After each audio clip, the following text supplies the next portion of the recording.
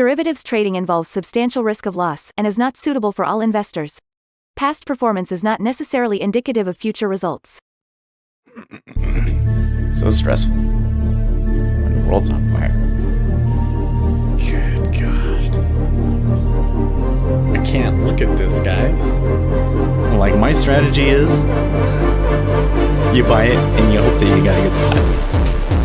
Yeah, but we all think you're crazy. You don't fight this. No way. The markets are freaking out and you don't think that anything is wrong? Come back tomorrow and I'll lose it all. Should be fun. Good morning, everybody. Well, it's Thursday. To be honest with you, I just want this week to go through as quickly as possible because I have this huge scar on the side of my arm and I want to go to the doctor and get it off. But that's not till next week. Hey, we're having the news here. Jobless claims, initial jobless claims 231 versus 232. Well, that can't explain that. But we also get core PCE prices advanced. Is that? No, that can't be it. That's also pretty close. Oh, yes. GDP price index 2.5 versus 2.3. And US GDP quarter over quarter second estimate 3% versus 2%. Hey, something actually got revised up for once. Well, yeah, the market's not going to like that.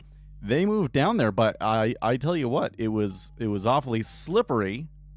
Now we're coming into a little bit of resistance here at 30. See how far they can get. It kind of looks like they got the oomph though. It looks like they can keep going. I mean, this is something that could be good for at least 10K in Delta, and we're only 43, so I think we could go a little bit further here. Not too far, though. Oh, wait. Let's wait and watch the flow here before we do pull up the charts.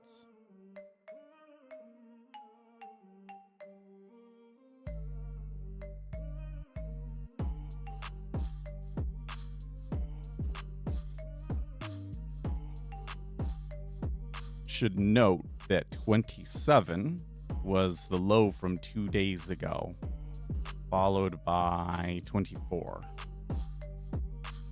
So those are not saying that there's some sort of an edge in whether they pass it or not, but those are going to be kind of the benchmarks that the market is going to look at and or react to.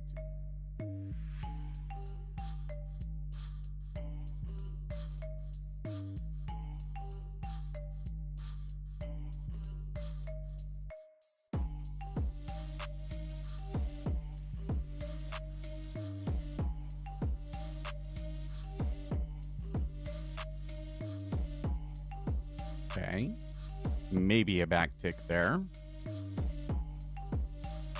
Super tepid, that one. So they might not be done.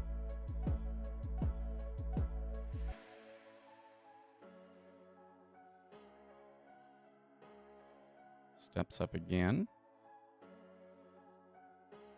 Not that time either. Definitely getting that sign of low resting liquidity between 29 and 29.5. Both prices are doing that. So that's a good sign that this could be an area that they start to develop a lot of volume at.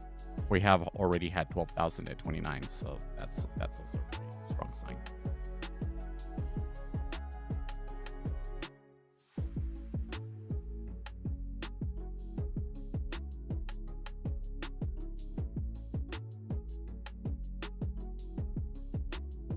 You can see like the offer at 29.5 pulls very easily. When it ticks up, hardly any gets bid at 29.5. Yeah, there's people nibbling at 30, but nothing crazy. Looks like the 30 is going to be a little shy too. There we go. Uptick. Okay, let's go look at the chart. So here's the treasury. Whew. All right, was a pretty good, decent move for the week. Actually, that was maybe one of the better moves this week. Except for, of course, this uptrend that we had. That was crazy nonsense business. That was like, what the hell is going on? Anyways, not quite to those lows though. Interesting floor. S&P 500 yesterday. What a disaster. So they were selling off most of the day going into the NVIDIA earnings. And then here in the aftermarket, NVIDIA, just a complete mess. Looks like investors did not like the guidance. We can talk about that in a second. But it looks like they've recovered most of the losses in the overnight action. And the index looks like it's going to open up about where it was. Oil. Okay, so oil, after having, facing a very swift 2-day downturn, kind of returning to ranging on the uptrend this morning, though. Gold and silver. Well, gold recovered a bit there, but we are heading down at the moment. And we got copper. Copper not doing much of anything, just kind of stuck down there. Taking a breather, I guess.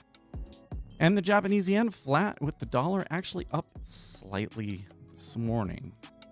So, very curious. I was going to say on the NVIDIA earnings, a big mistake that I see a lot of people make is that they think that the results are what matters. I mean, it's one factor. But if there was anything that comes out in those quarterly earnings reports that matters the most, in my opinion, it is the guidance. Guidance matters more than the actual profit and results and everything. Because stocks are about what you're going to make from it in the future, especially a stock like NVIDIA, right? So that's another thing. The higher the beta, the higher the price earnings ratio, the more that future guidance matters. Because that's the company saying, okay, these are our expectations for the future. The market is giving that stock a certain price because they expect a certain amount of growth. And if in the earnings report, the company basically says, we don't think that we're going to grow as fast as the market was pricing that we were going to grow, that tends to hurt the stock, at least in that short-term post-earnings world. So that's why NVIDIA was down. Fair enough? Fair enough. So that's kind of where we're at. What was my next thing on my list here?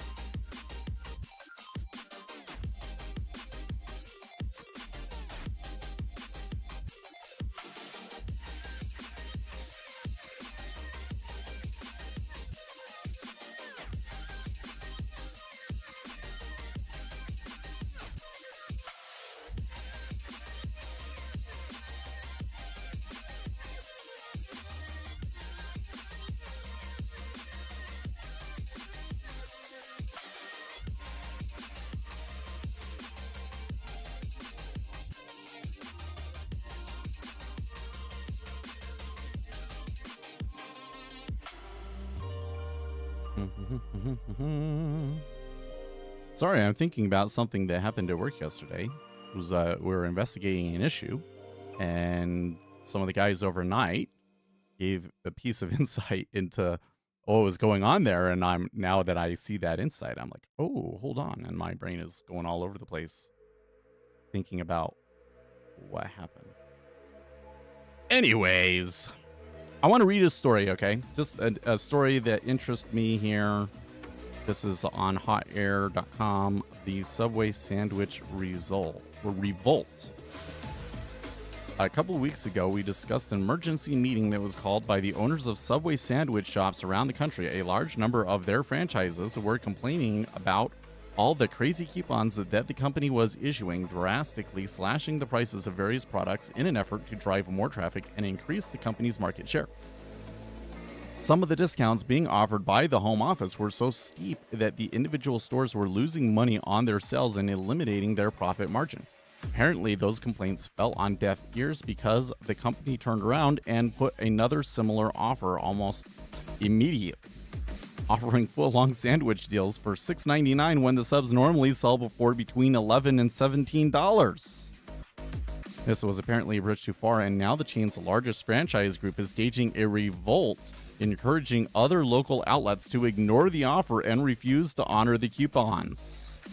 From the New York Post, Subway's $6.99 foot-long sandwich deal sparked a revolt from... Yeah, $6.99 makes me think, man, is it 2008? Good grief. Has sparked a revolt from the chain's biggest franchise group, which has raised concerns the discount will spark losses for cash-strapped restaurateurs. The Post has learned Subway announced the promotion on Friday, joining the fast food value menu wars to lure back inflation-battered consumers under the deal, which is only accessible through the Subway app. The foot-long sub goes for $6.99, sharply below regular prices between $11 and $17. Does it really work like that? The corporate can just put out deals, and then the franchisees have to eat whatever losses or lost revenue that comes from that? Because that kind of sounds like a messed up conflict of interest between the franchisees and the corporate office.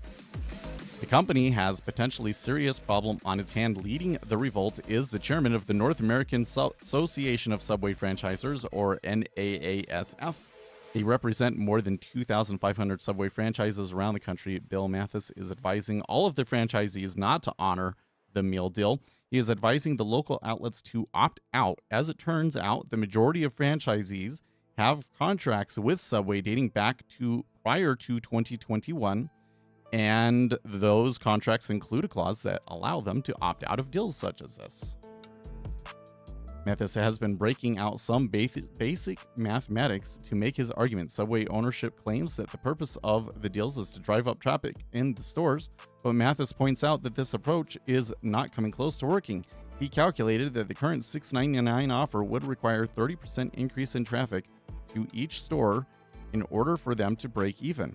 But none of the deals being offered this summer have driven up traffic by even 10% in most stores. The franchisees are losing money. Corporate headquarters have issued instructions for the local stores to perform expensive renovations and upgrades at the same time.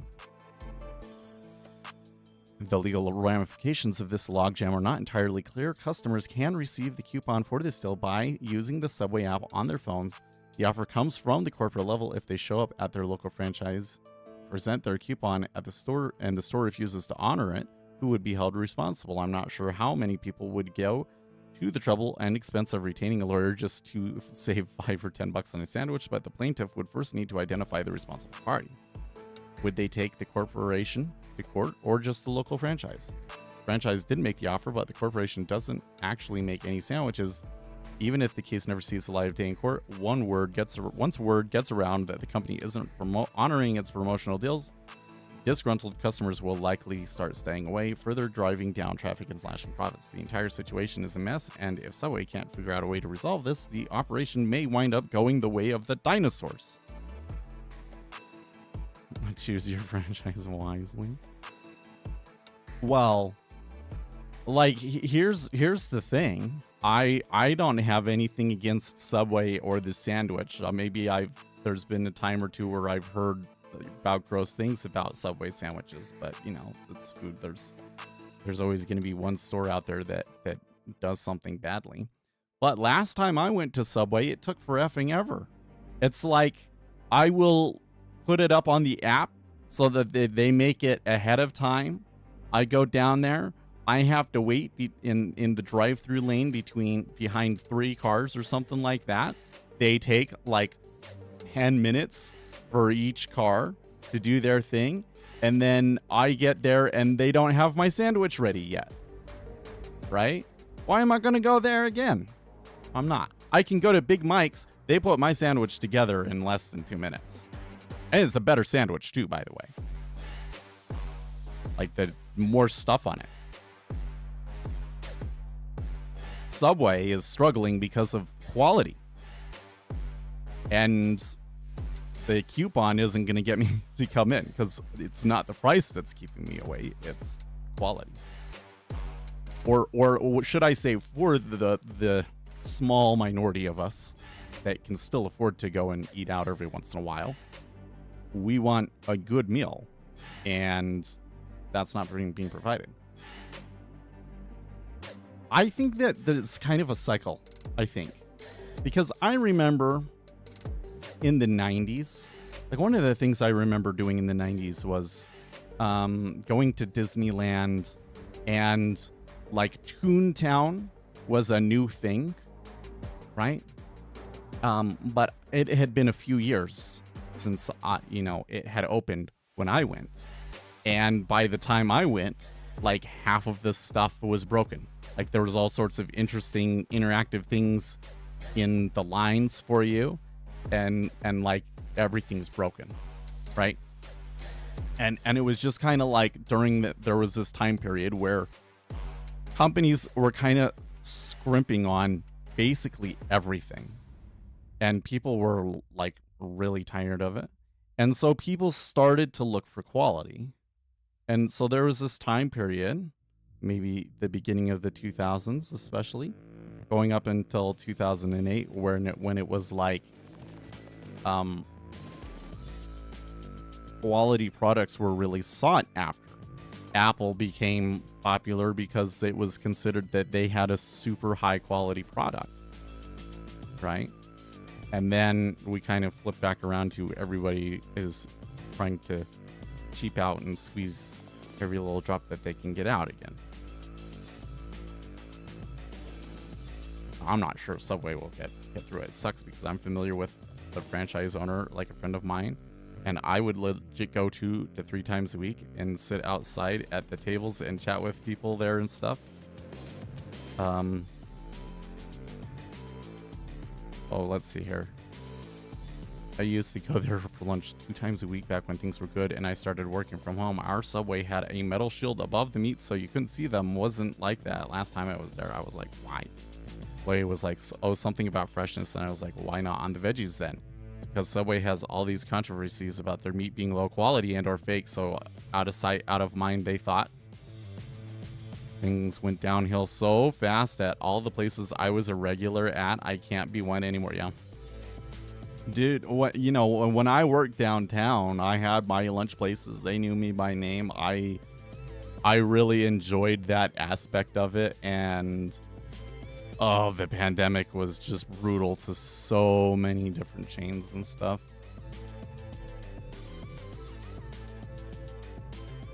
All of their ingredients arrive in the stores.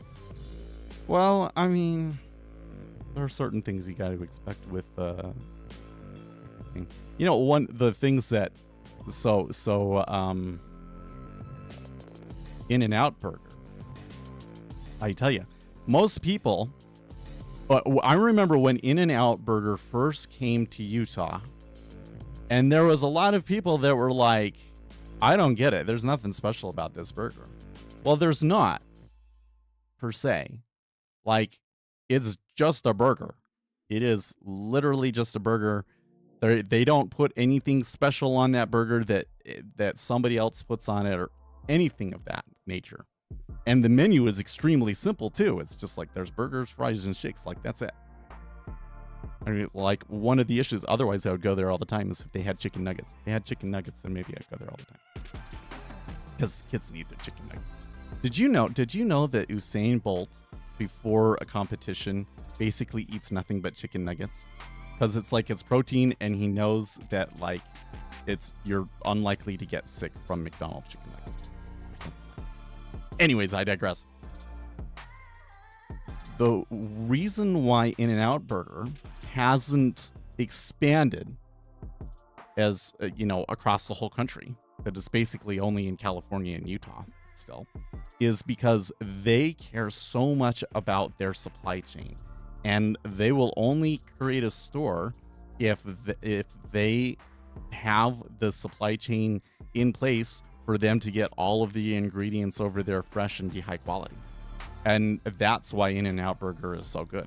There's nothing special about the variety of the hamburger. It's just the quality of the burger is top notch.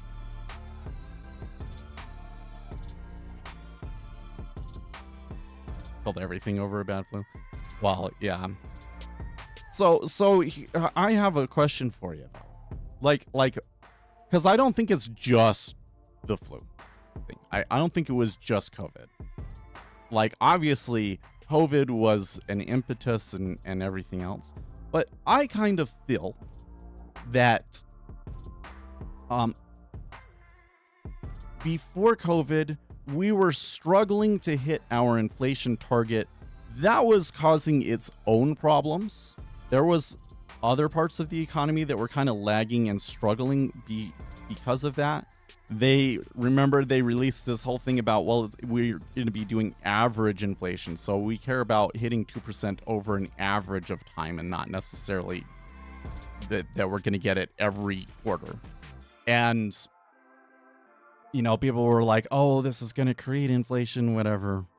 Who knows? Would it not? And then COVID happened. And so the question that I have is that if COVID had never happened, were we still in store for some sort of an inflationary run at some point? I think just from the political situation that we were. I think that it wouldn't have mattered what the disaster was. I think that everything was set up for the government to overreact and create inflation with the next crisis. We did a decade of damage in a year. It's true. So true.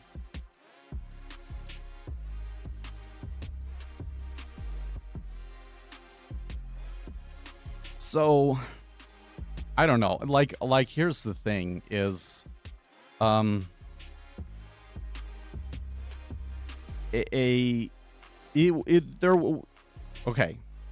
I think that there is one sentiment out there that if we had just ignored COVID, that everything would have been fine and nobody would have noticed. I don't quite think that that's the case. If the government had come out and said, yeah, there's this COVID thing, but we're not going to get involved, or whatever the deal is, it still would have had an economic impact. It wouldn't have been quite so dramatic, and it would have been different, but I think that it still would have been recessionary. It still would have been something that caused people to not go out as much and to not,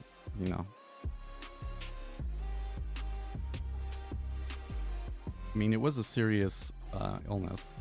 And all of the historical information that we have about these sorts of things is that when you have a global pandemic of that kind, that it has a lasting, like the Spanish flu is probably the best comparison that we have. Like the economic outcomes in the years after those are never good. So we were probably due for some degree of, Max asks, when will the bonds get thicker in terms of liquidity? Well, so in terms of the resting liquidity that we got, the liquidity is actually pretty good right now. Like 3,000 is pretty good and typical.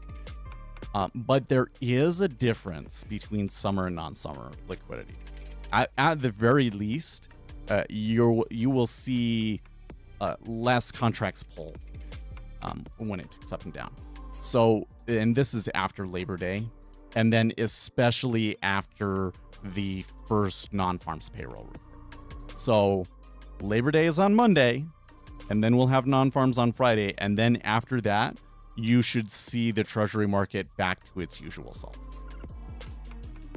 But I just note that over the summer, the liquidity has recovered a lot too. Because before that, we were like 2,000 contracts and like what's going on and all this sort of stuff. The liquidity in the Treasury market seems to have finally recovered. So at least the Spanish flu actually killed. Well, COVID actually killed too. It's just it kills the most vulnerable people. That's kind of the killer on it, like, or the big asterisk is that it kills people that were probably gonna die really soon anyways. But it's still an increase in deaths and an increase in people staying home. Like, it would still have a pretty significant economic impact. Pneumonia from, well, yeah, that's 1.2, is that it's usually the pneumonia that kills. And there's some evidence to suggest that the ventilators themselves caused people to be more likely to catch pneumonia.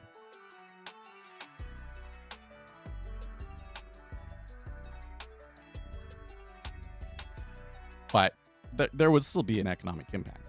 Right? But going back to the question, though, which was, were we kind of setting ourselves up for some degree of an inflationary rise anyways? So from one perspective, we definitely did. Like, all of the politicians had learned that basically if you have the opportunity to do stimulus, you should absolutely do it because it helps you. Well, Joe Biden learned that that's not the case. But that was their thinking at the time. So we were primed for that on one side.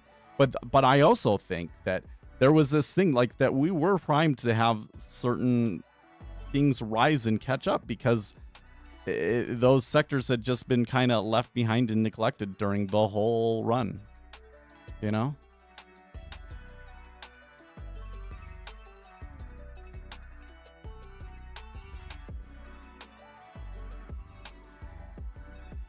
Because when and the reason why I bring that up is because when I look at things like Subway, for instance, right? So if Subway goes out of business, I'm not saying it's likely, but it seems like a real possibility at this point. And then everybody's just going to, you're going to be talking to your grandkids and, oh, there used to be this sandwich stop called Subway and I would go there every day. Oh, well, Grandpa, why did Subway go away? And most people will say COVID. But I kind of feel that there are some larger society trends here with the way that some businesses are going that are leading to these things. And COVID and the spike in inflation and austerity afterwards, I guess you could call it, is just kind of accelerating that. Like, the problem was always there. Maybe it could have festered for another 10 years, but I think that we were going to have to deal with it eventually. And the problem that I'm talking about here is that the companies don't seem to care about the level of service that they provide. They don't seem to care about the well-being of their employees. And so we just got this world where regular people are treated like a commodity at every step of the way. And people are sick of it. Well, that's kind of what I think is going on. And so I'm hoping that when companies like Subway go under, that other companies go and they say, oh, hey, you know, some of these ideas that we're pursuing were kind of bad. That, like, the traditional wisdom of, like, you should strive to provide the best service possible is good business sense. The old business wisdom that you need to keep all of your employees happy and that it's a team effort, and, you know, instead of just give the shareholders as much money as possible, I think that there's a value to treating your employees well too, and that maybe you'll see the pendulum swing back a little bit on Wall Street is what I'm thinking right now. Given what they have to pick from in terms of hiring, I don't suspect it's going to get better. Our industry tends not to attract young people, so we're kind of shielded from it. But if you're hiring Gen Z or A for service, you better start looking at robots.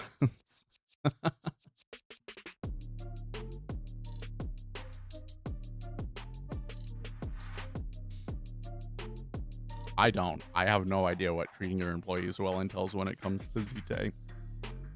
I only know that everywhere I look, that almost everybody feels like that they're being mistreated, and from the stories that I hear and even see firsthand, I don't feel like that they're really.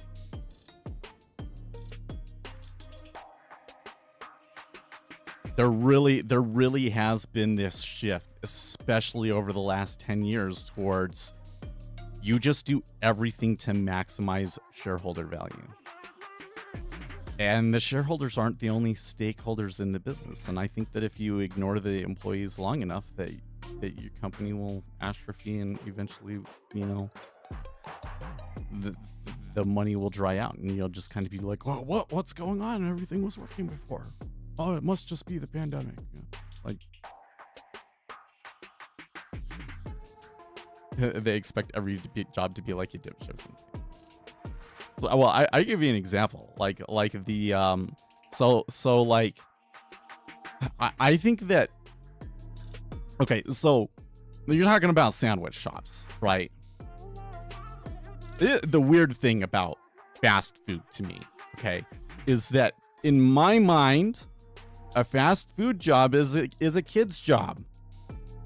Like, when I pull up to the Wendy's and it's like a 40-year-old instead of a kid, I'm immediately like,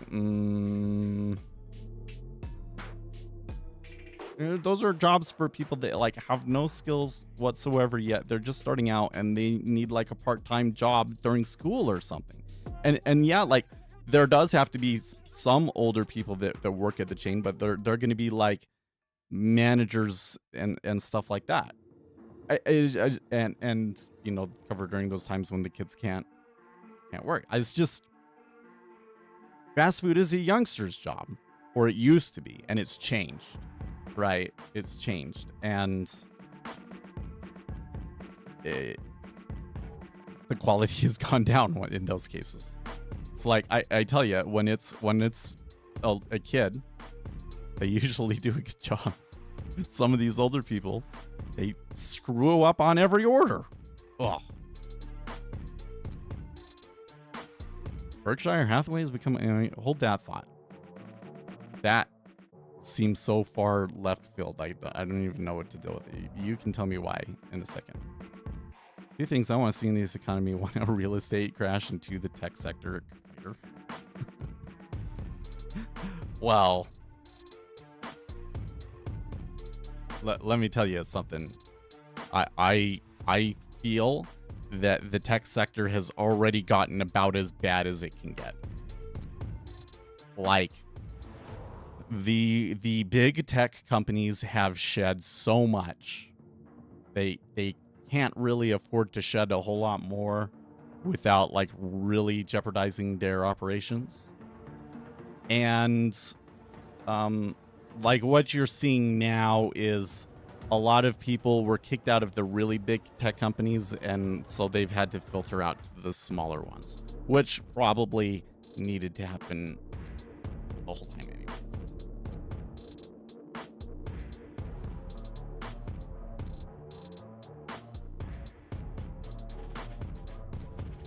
Did you see? I did see the. Well, there was all this stuff with Harley Davidson about going woke and everything, right? I don't know. They got bigger issues, right? Kids aren't into motorcycle road trips.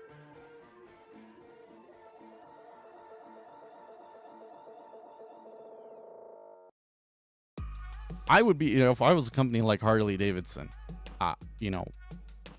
me would be kind of like the new target customer I think that they would want to be targeting, right? But I have zero interest in getting a Fat Boy. If I was going to get a motorcycle, I would get a pocket rocket, like.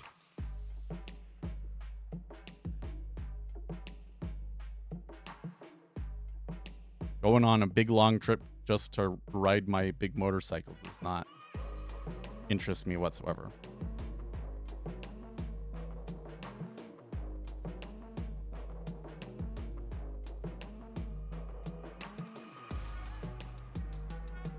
Okay, but I digress. It's just you were brought up Gen Z, so it seems to me that like what's happening with Gen Z is that the opportunities that we're giving them to teach them intuition, that are like we're not giving them very many opportunities. So like I remember when I was a kid, we would like go and finish the basement. Okay, kids, I need you to come and help me finish the basement, right? Mostly you would hold things and watch your dad do it, which I think is the wrong way to do it. I think that if you're teaching them something, it's going to take longer and all of these things, but have them do it, because you only learn by doing. That's what makes the brain cells make the connections, do the things, etc., etc. And there has to be a certain degree of focus, and when you actually have to perform the task, that kind of makes the focus come out. What we're doing to these kids is we got the iPad in their face all the time, so they never focus on anything. Then when it does come to a task where they need to focus, they can't do it. We just kind of give up and we do it for them. And so you get these kids that they can't do the job very well. You put them at a fast food restaurant and they struggle at even doing the fast food restaurant, like what Uzi was saying. So my whole point about like it's normally a kid's job, except for that it does seem like that the new batch of kids have struggle with even doing that.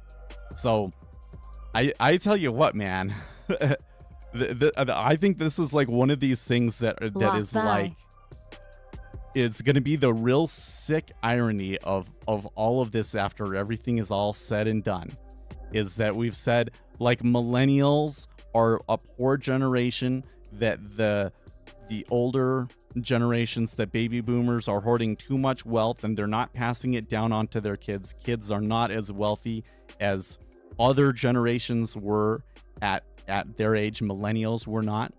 But the thing is that those boomers are dying now.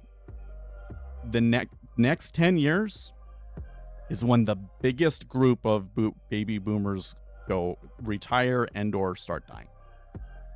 And then it really will be millennials.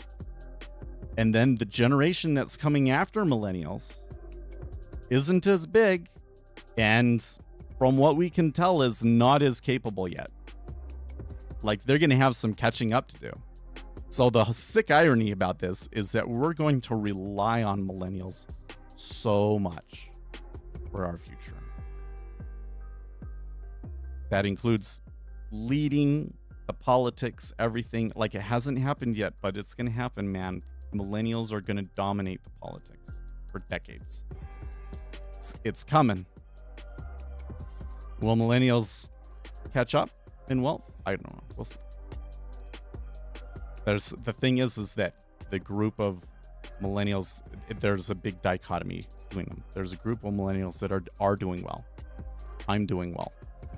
I think that I'm doing better at my age than my dad did at his age.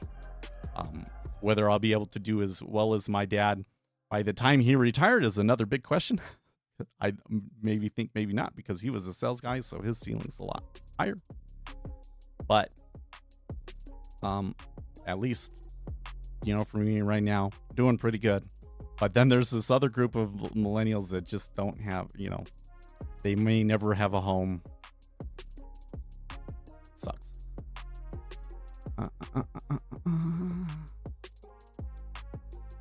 Kids aren't even into leaving the house. Well, yeah, what are you going to go do? You try and just, loiter around outside. The police will just be like, nah, you're not supposed to do that.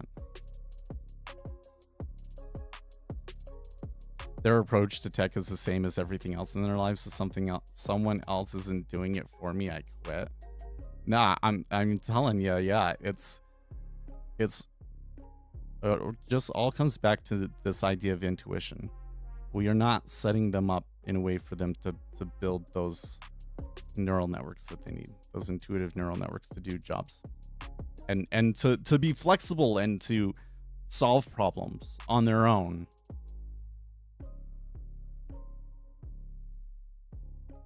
When millennials dominate politics, I'd honestly consider that to be the first part of Revelations being fulfilled, maybe. Like, so here's the thing about that. A little bit of political theory here, right? Because the conventional wisdom is that people get more conservative as they age.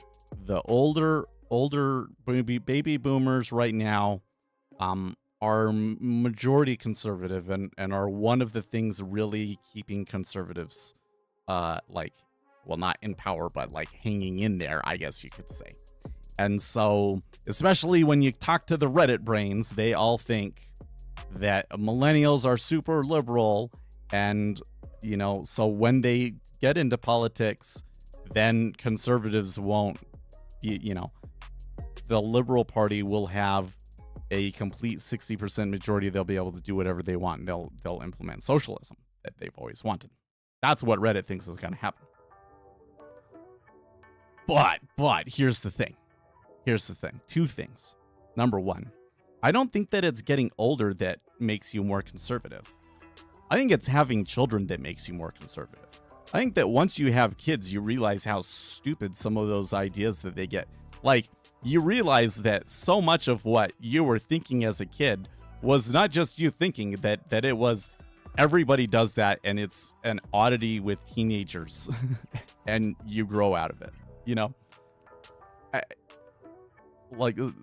and once you have to actually take care of,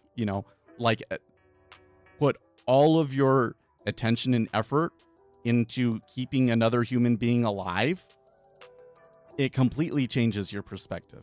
And now all of the sudden it's, government, go away. Get out of my way. You're not helping. But the other thing is that millennials are not growing up. They're not getting married. They're not doing all of these big life things. So I kind of think that millennials will get more conservative as they age. It's just that their development is delayed compared to other generations by about 10 years. So, in other words, you won't see that effect in millennials until they're in, another 10 years, when we're in our 50s, essentially, because I'm almost 40 now. Jeez. I'll be 40 next year. Yeah, the kidulta phenomenon is mad strong. Exactly. Now here's the piece of evidence that I see out there that I think kind of supports this, is that the millennials in politics has been kind of an iffy thing. There was a time, when Barack Obama was president, that a lot of millennials got into politics and everything. And I think that what happened is millennials felt like they got burned. They elected Obama, and then they didn't get anything that they actually needed. Life still sucks for them. And so they just completely tuned out of politics, right? They're approach towards government is changing. It's become extremely cynical. And so when millennials become the dominant political force, I don't think that their approach to politics is going to be what people predicted. It might be more liberal in some respects, but again, it's super cynical. And so I don't think that will leave you with millennials outright wanting larger government, you know? Especially when you look at the men, because men overall are still more conservative. The weirdest ones are the ones who still dress like children. Like, I didn't even know that part was a thing. I thought it was being an adult and collecting toys and playing video games. No. Tall, fat people squeezing out of kids' clothing in public with little backpacks and shit is a very... Well, I've never seen that. But I do think that there is a tendency among millennials to, like, you know, stop buying clothes. I don't know. Yeah, maybe that's just me. But I don't like buying clothes because I feel like that... the quality of everything has gone to shit. It's like, you want me to go to H&M and pick up the latest styles? Like I've seen so many different styles of everything that it all just becomes meaningless at some point, right? Now I just want something that looks plain and normal and nobody cares, you know, so nobody will say anything, but I never have to change it. We never have to worry about it, and it never falls apart. And that is not like what you get when you go to H&M and Zara and all these places, right? No, it's the latest style. You're going to wear it 2 times and then it's going to fall apart. I can't be the only one that does this. But I'm a super nerdy ADHD computer nerd. So like not everybody's going to look at that the same way. Decent tilt on the down. Yeah. Well, it was 20K now in the end. So, I by the way, that initial bounce, I was able to call that pretty good. It came back down. It hovered at 28, let's say, and then we've had this more recent push down. But there is still this vacuum effect. They are having a hard time pushing down. I think that we could see further downside, but we're going to have to like wait a while for the market to recover and have like another wave and all that. Like, you've never seen a 40-year-old heavy man in public wearing My Little Pony shirts and a small... No, I've never seen that.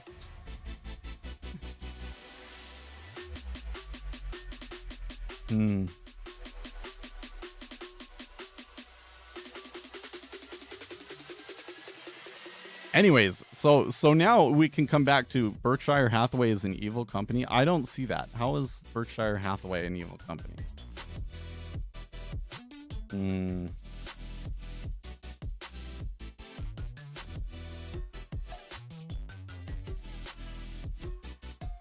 We can continue to talk about millennials and Gen Z and all of that, but we can revisit that one.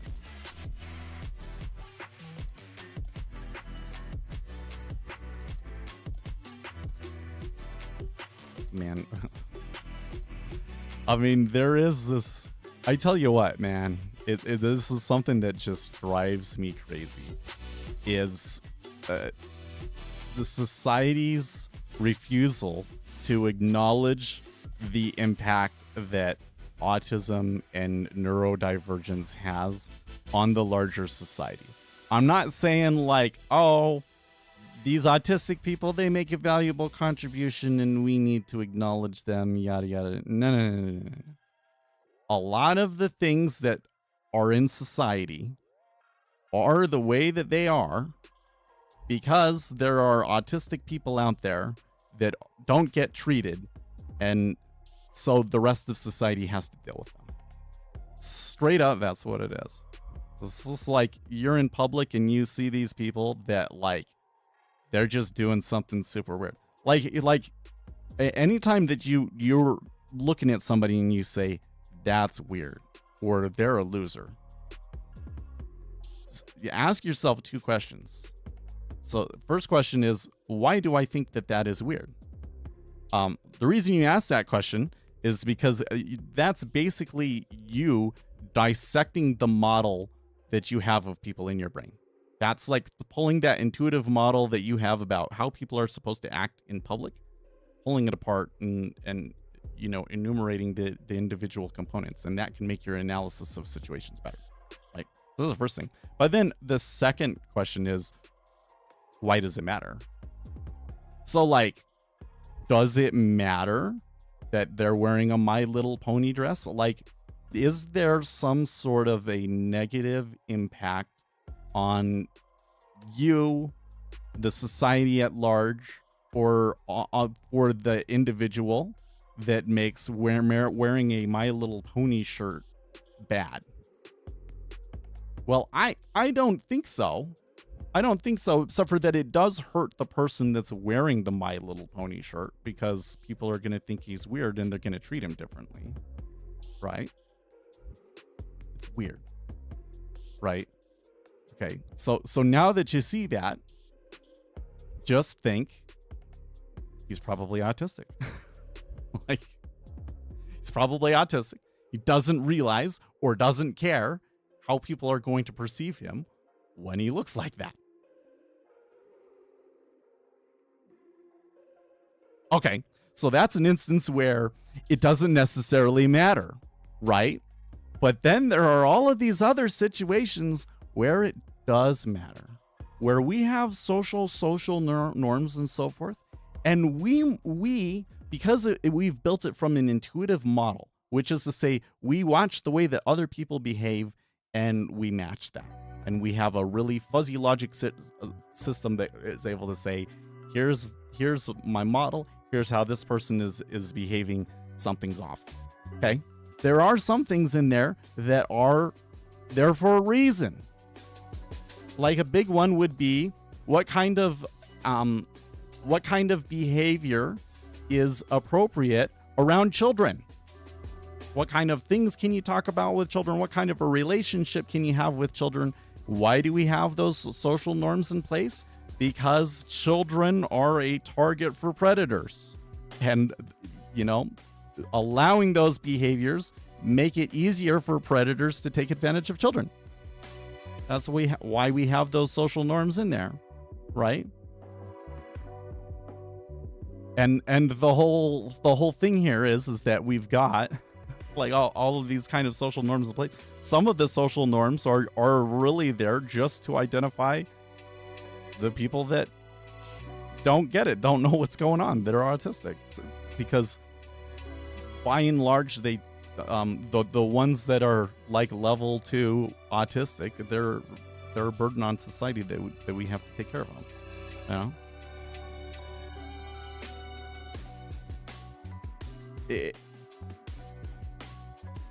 So you just realize, like next time you see that, it's like the reason that we have this thing is because people are so stupid. No, it's not that people are so stupid. It's that there's that one guy out there that's so stupid, and I'm bet you that he's not so stupid. He's autistic. And the reason I point that out isn't to denigrate autistic people. Well, if we just kill all of the autistic people in the womb, then society will be better for it. No, that would be absolutely terrible, because we do need that neurodivergence in the gene pool. It provides benefits. It prevents us from certain disasters. They will pick up on things that the rest of us don't and will warn us of disaster. Okay, they're important to have around. But what we have to do is we have to understand, what is autism? Why does it work the way that it does? Why do they behave the way that they do? And then the problem is trivial at that point. Once you understand those things, the problem is trivial. But because the society refuses to acknowledge it, we just don't want it. It's like you have to explain that to people, and there's like something rather than just like, no, I don't think I care about autistic people, right? It's just, they're weird. I don't care. They're weird, whatever, right? But I'm telling you, if everybody just learned that and cared, it would make a big improvement on society. And then all of these things that you complain about, that's like, we only have those around for stupid people, wouldn't need those things anymore. because people would be able to just deal with those issues on an individual one-off basis rather than us having to create this whole societal support system. And man, not societal support system, but like this entire societal expectations and rules and so forth to deal with there being stupid people.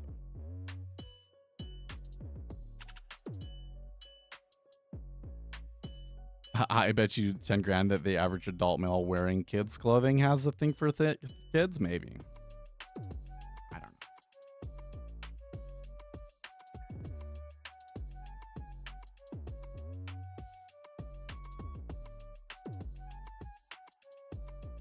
know. The thing is I've never really seen any kind of really good research or explanation to explain why people get like that, to be honest with you.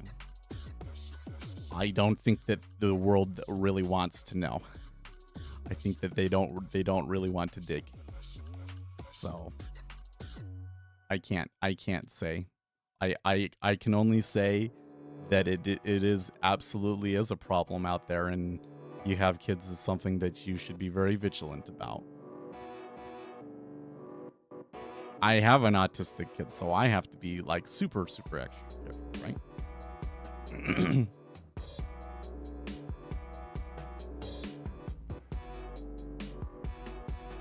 They're the most likely to be taken advantage of.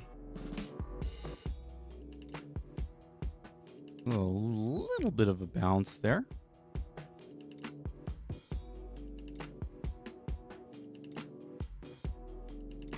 Kind of looking at this, if I traded this,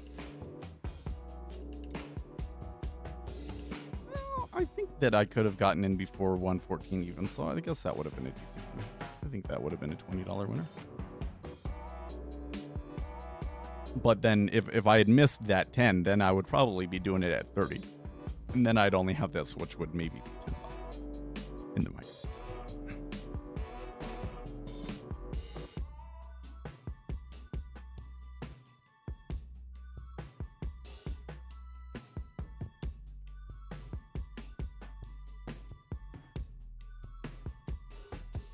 Anyways, let's see here. All that was off of the Subway story. That's funny.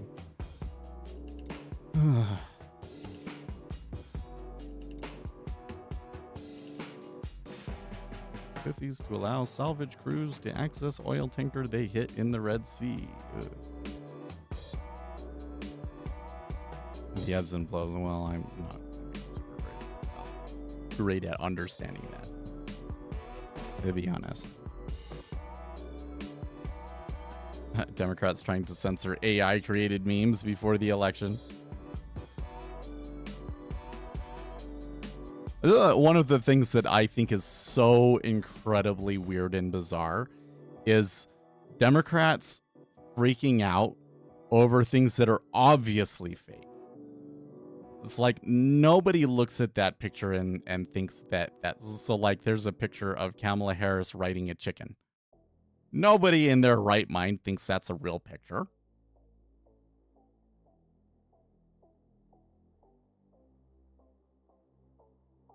We're in a seasonal sell-off period in bonds. Is it? I mean, I know it is for the equity markets, but for bonds?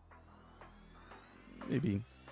I think that I'm looking at it more like I expect there to be more volatility between next Tuesday and the November election. Like the last two elections, these are the last two elections that I've been like actively watching the futures for. There were moves. There were big moves in the markets, but they weren't super crazy. I think the biggest one that I can remember was when Donald Trump became president the first time, and this was like before I was really into the thick of it. The bonds fell precipitously. It was like the bonds just sold off super.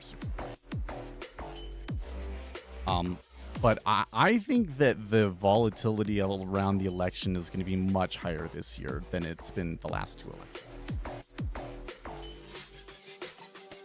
I think the markets now, that volatility might come way before the November election, because I do still believe that when we're coming into the November election, that, you know, by mid-October it will be really clear who's going to win. But before that happens, and while people are starting to make those realizations, you're going to see big volatility in the markets, and especially in the bond market, I think. Because, like, Donald Trump winning, what does that mean for the bond market? I'm not entirely sure. There are some things that Donald Trump is you know, saying that he wants to do that would be inflationary. Like if he really followed through with like the worst case scenario on tariffs, that would be inflationary. No question about it. No question about it. That would be inflationary. But there's a lot of question about, but what is he actually really going to do? I really doubt that he would implement all of the tariffs that he yaps about, right? Oh, Octavius has it on Discord. Oh, a week or 2 ago. Yeah. I'm too lazy to go scroll back.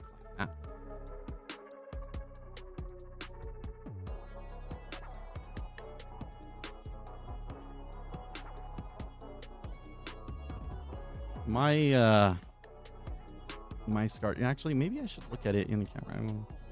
My arm here.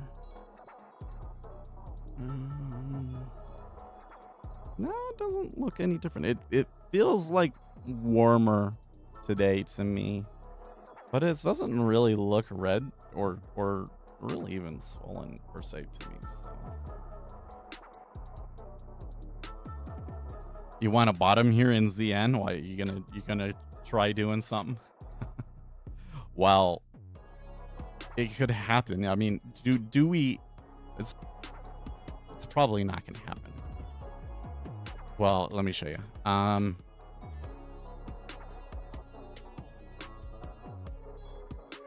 Okay, so meta order, pretty good. We could have taken advantage of that. Could have made money on that. Completely dead. It's gone completely dead, and it's been long enough.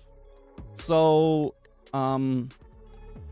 this is, you know, so if we're getting like multi-legged meta order, that sort of a thing, there's those guys that are selling in the hole, they're still going to be selling. So you're going to see like movement in there. It might not necessarily be down, although what would be best, I think, in cumulative delta would be something like this, and then it's still going down, just not as much. You know what I mean? Kind of like that sort of a thing. But just absolutely flat suggests to me that they're not trading it. Now, if somebody was coming in with a counter trade, that there was a flow out there and they wanted to push it up, it makes more sense for that flow to come in here. That's where that flow would have the most impact. So if they were trying to push it, if it was like a speculative trade, which is those kind of more of this sort of trade that you want to make when it's a reversal, right? They would have already done it. So to take a reversal, well, to take any trade here, we're kind of saying, I think that there's a counter flow and it just hasn't come in for, and why would it have not come in until now? Well, we don't really have, we have a 7-year auction. Okay, actually that could be a good reason for it. 7-year auction could be some buying. So maybe a reversal does make sense. But then I have to step back tactically and I have to say, okay, if I was going to take a long, how would I go about doing it? make sure that Uzi is selling it first. But then what would I want? Well, I think that I would want it to be more like 26.5 would be a good price for it at the moment.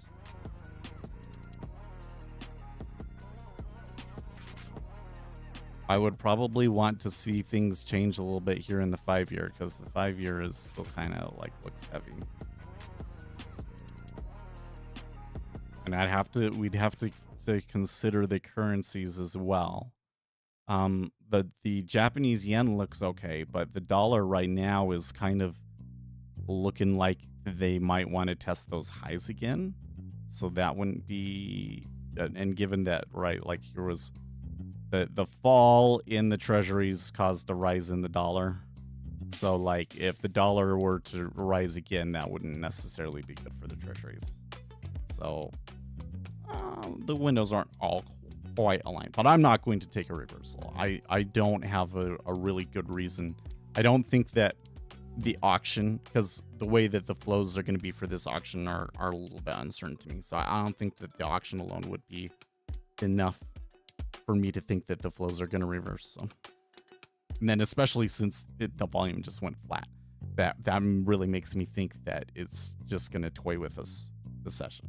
Like I think if Uzi took a trade here, I don't think that it would reverse on us. I think that it would just like sit there and he would sit at plus 0 ticks for like an hour.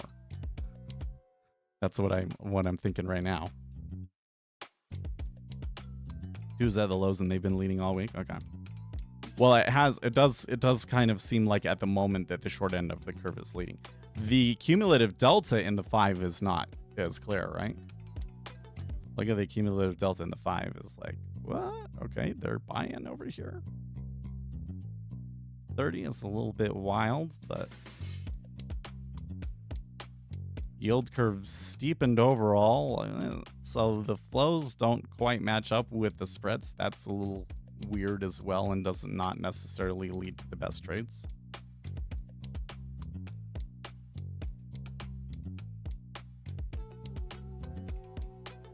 So I'm taking the different approach here, right? So I'm just showing you like this is what I'm thinking about with it right now, right? So it's all information that I expect your brain picks up on and puts it into the model and builds that intuition on it. And I guess what I'm really saying is that I'm seeing a lot of little mixed things over here that gives me the intuition that the market is probably going to continue to be really sideways and flaky.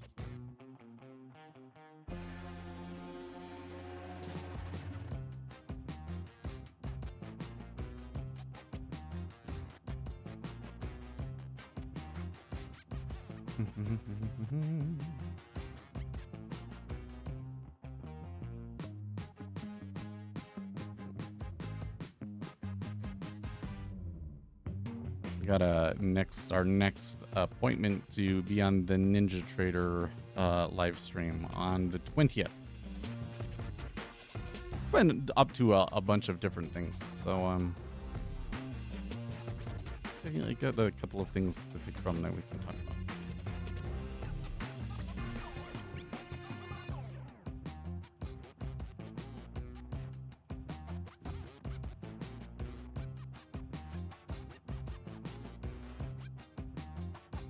Well, this is where, oh, hey, your order was going to check out my headphones. We have prepared the shipment and the carrier will pick it up soon.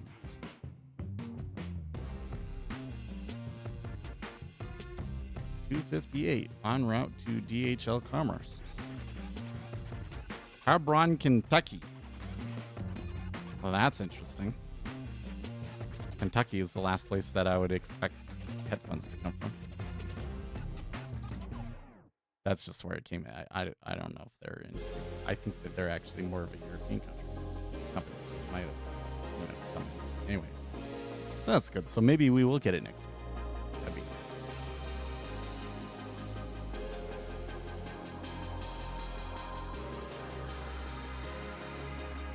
starting to get a little bit worried about that one. So that's good.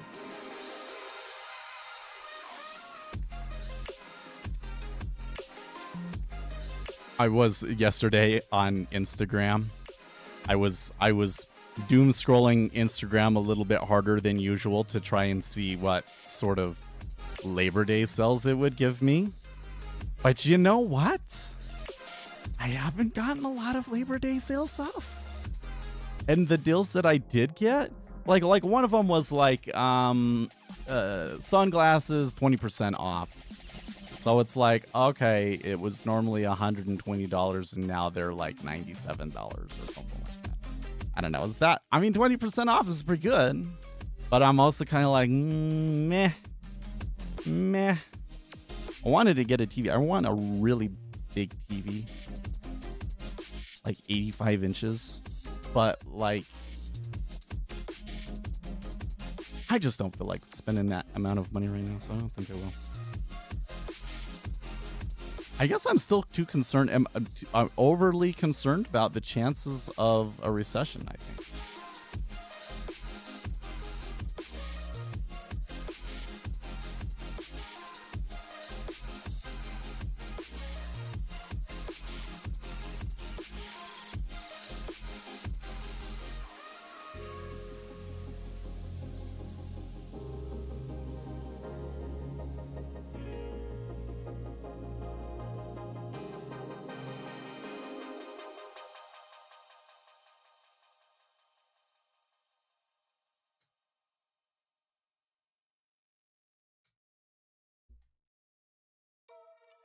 But I'm thinking, lay low, let the election happen, let the transition happen. And by January, I should have a more clear view of what's ahead of us. And then I can make a bunch of investments.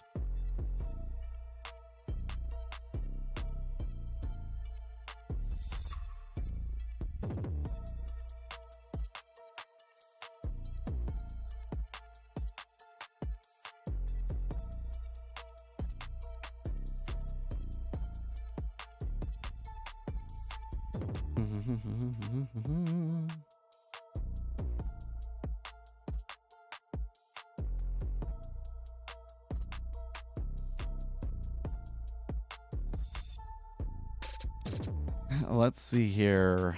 Mark Mitchell, do you ever wonder why YouTube demonetizes videos talking about election fraud? Oh, we better not talk about this. It's like saying this topic is okay with us, but all the large corporations think it is toxic. Weird.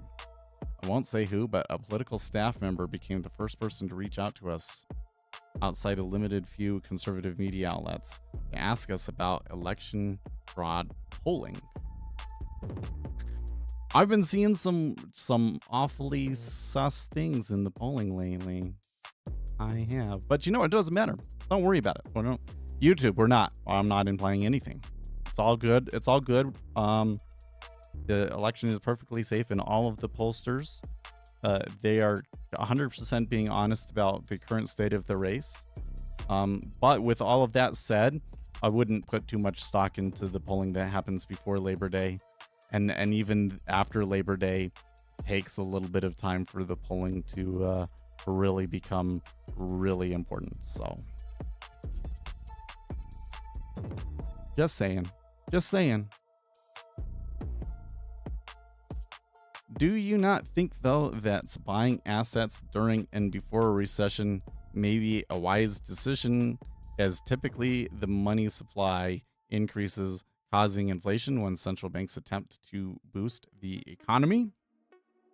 Well, let me tell you something, Saf. If you did that during the 2008 crisis, you got screwed. Because we didn't really get inflation, we got deflation. And so basically what happened was you bought something at a higher interest rate, and you could have just bought it for the same price but a lower interest rate, 6 months later, and or just waited until they started flooding you with money and the money was already there. Buy it.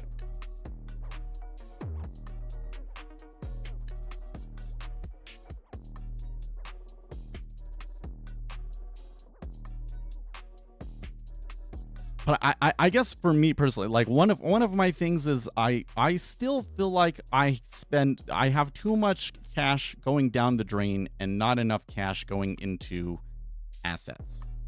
You know, done pretty good, but this year with those things, like I've already maxed out my IRA, but I was able to do that with single large transactions. Like the amount of money that's going out every month to that sort of stuff is not as much as I would like. So like, should I pick up another liability obligation, even if it's you know, less than $100 a month? I don't know.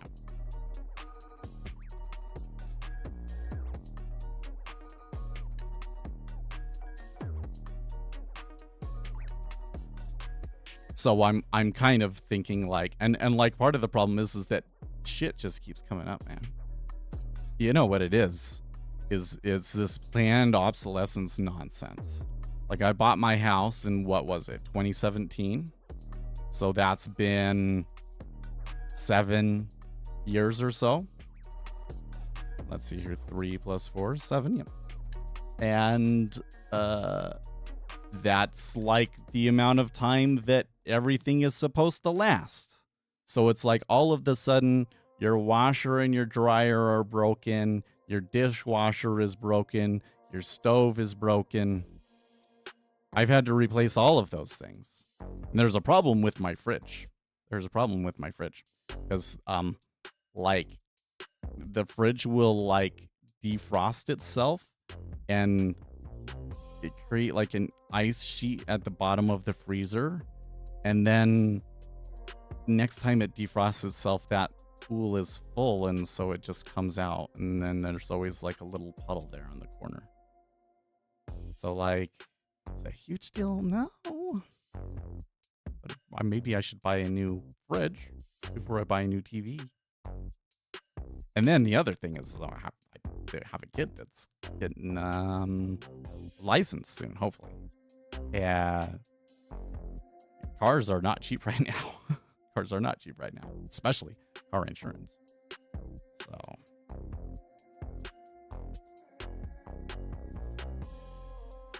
So I'm going to do all of those things, and I should still have, when all is said and done, like $500 a month or so to be able to put into stocks. But I want to be able to like dump like $3,000 a month into stocks. It's not happening.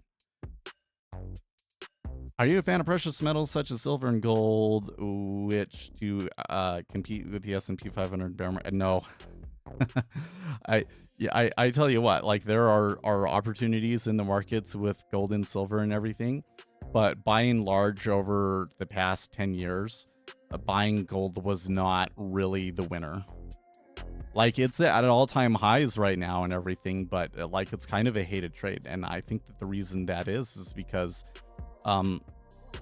the people that have been in gold really have not been paid. Like, yeah, they've made money, but not as much as if they held Nvidia, right? That's the weirdest thing about gold is like when it becomes useful, when it becomes a useful investment, then it's going to be like the only investment that matters. But the rest of the time, which is pretty much all of modern history that we have, useless asset.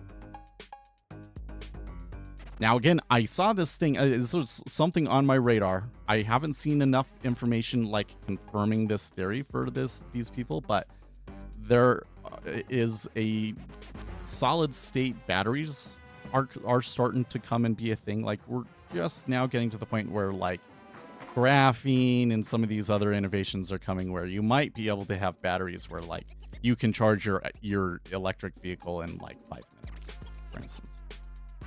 And these batteries require a lot of silver. So there is a speculation that silver will start to rise. But again, you're not seeing it in price. I'm not seeing other outlets confirming this sort of thing, other people talking about it. So is it really actually going to happen? I have some silver that I got in 2021, I think. And I think that overall that position is still underwater.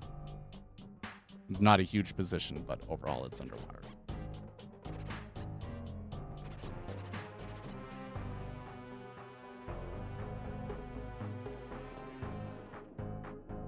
Do not think that silver, due to its limited supply and use, so that's the first thing, is that gold and silver are not as limited in supplies. Like the limit on the supply of these metals is mostly because nobody cares. If all of the sudden there was this huge demand for gold and silver, the miners would ramp up their production and they would be able to meet that demand easy. It's looking heavy again. Well, we did get a slight sell. I don't know though. I'm still kind of, I'm not going to play it. I'm kind of thinking even if they do breach the lows, that it's just going to be like a small little slip and then come back. You don't think so? Promise you. The amount of these metals, like here's the thing you got to realize, is that this is a metal that like people have been looking for like all of human existence, right? Like they know how to find it and they know where to find it. And there's mining companies that have it, that have mines. Those mines are not as large as they could be. Those mines do not produce as much gold and silver as they could. Why? Because there's not enough demand for them to actually justify like really ramping it up. If all of the sudden silver was $50 an ounce again, they would ramp up. So what I'm saying is, like, in a situation like that, the supply for gold and silver is actually quite elastic. And so if you do get a ramp up in price, you kind of might want to take your profits. You know what I mean? Like, I don't think that gold and silver is something that makes sense to put a large portion of your savings into and hold for a long period of time. You know, like some people are like, oh, you know, take 50% of your savings and put it into gold and silver. No, because all you're doing is basically having the yield that your portfolio is going to get. And like it did not provide a hedge against inflation at all this time around. Didn't really serve that purpose. And if we are going back into a period of like slow low inflation again, it didn't really help in that period either. So I'm just not super convinced that like gold and silver are like set to explode and are going to outperform. It's not the best hedge against inflation, not even close. The best hedge against inflation is to go short treasuries. Okay, that's the first thing. If you want the most pure play to hedge yourself against inflation, the most pure play is short treasuries. Okay. Gold didn't always move when it should have during the inflationary stuff. There was all of these situations where it was like that CPI report was awfully hot. Don't you think that gold should be rising in value? But it was like treasuries were going down and the gold followed the correlation with the treasuries, and so gold sold. And it happened over and over and over and over again.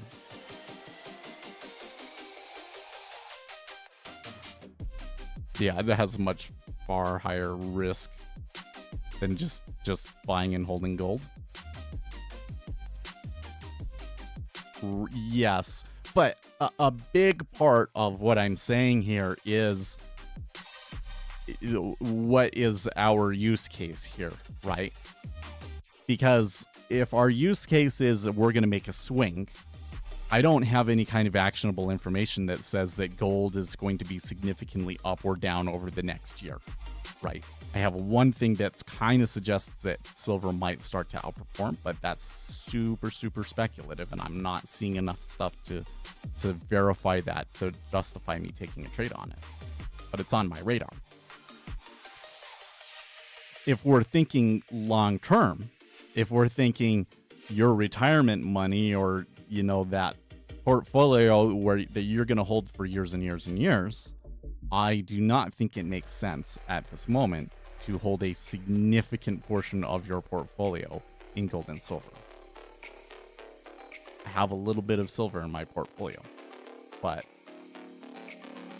it's kind of a loss. And my portfolio is being driven by other things that are making more, and so I come out above the S&P 500 for the most part. But I would probably make more if I just didn't have the silver in there.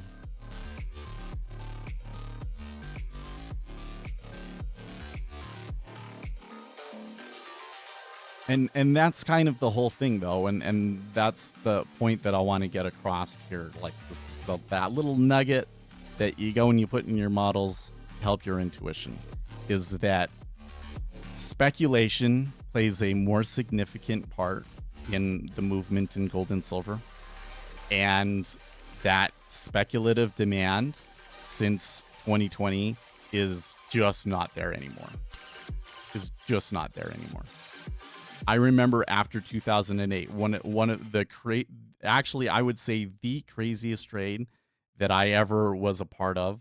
Granted, I wasn't like in the market. I was doing stuff with a spreadsheet and everything, but the craziest thing that I saw was when silver went and kissed that previous all-time high again of $50 an ounce and then came back down. That was effing crazy. And we had some situations where I thought that something like that should be happening again, and it didn't.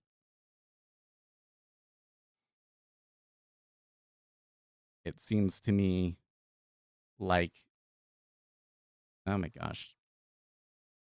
Hold on. My wife just turned on the car, so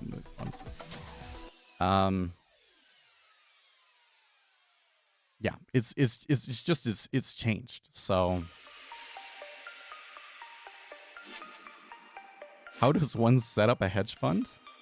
Okay, so it kind of depends partly on what kind of assets you're going to have and all of that sort of a thing. But there's certain certifications that you need. And then there are companies out there that basically you outsource all of the legal paperwork to. Like you pay them like $5,000 or something like that, and they do everything for you. And you register the investment advisor or the commodities trading advisor or commodities pool that you're setting up, and all of those things, and sets it up.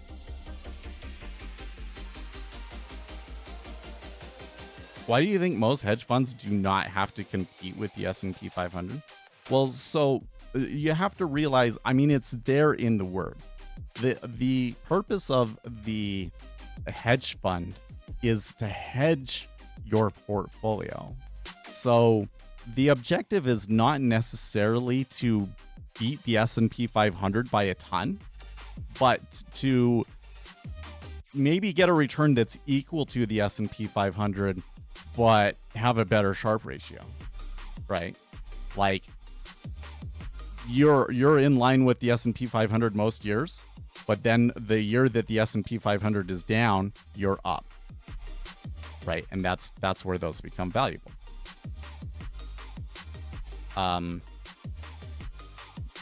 You want something that the performance of that is not a reflection of the performance of the S&P 500 is really the main point. You want uncorrelated returns. And so the vast majority of hedge funds, they are servicing ultra wealthy people that have a ton of money, okay?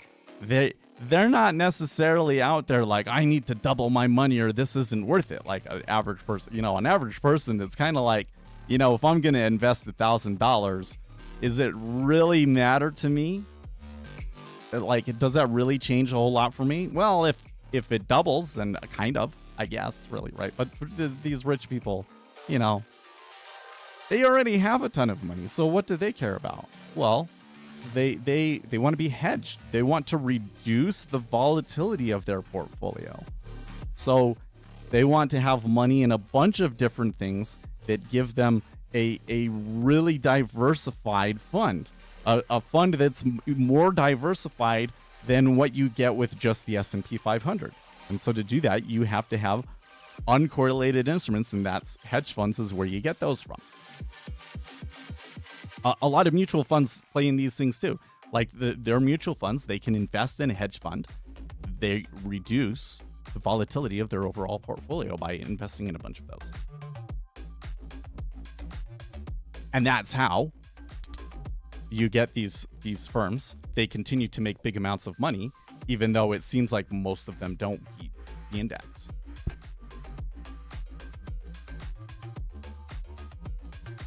Now, the only reason that all of that is relevant is because people will tell you you can't beat the market, that the best thing for you to do is to just put all of your money into the S&P 500. The reality is a little bit more complicated than that. The reality, something more accurate to be said, would be that it's extremely difficult to get a better risk-adjusted return than the index fund. Okay? But if you're willing to take on the risk, you can very much so get a higher return than the S&P 500. Okay? And for somebody that has disposable income, like you're upper middle class, you work at a tech firm and you don't have kids, and you have all of this money and you're buying a Ford Raptor and all of these other things, and you're really not quite sure what to do with your money.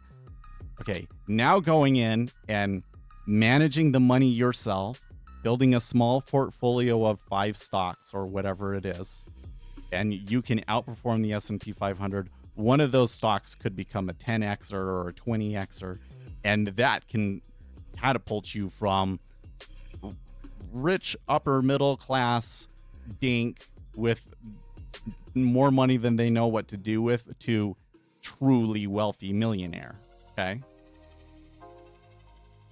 so that's why it matters. Right? Yes, double income, no kids. They are out there. There's basically people that are kind of like in my financial situation, but their spouse also works and they don't have kids, right? If I didn't have kids and my wife worked full time, even if she worked the same job that she did now, oh my gosh, guys. I don't know what I would be doing with all of that money. Like, I would be putting a ton of it into the stock market and be having fun with that portfolio and still being like, well, I kind of feel like there should be more interesting things I should be able to do. Because it's in that situation, it's enough where you won't necessarily be able to find things to do with it. Purely spend it all purely through consumption, but it's not enough that you can do the super rich things like have a yacht and that sort of thing, right? So it's like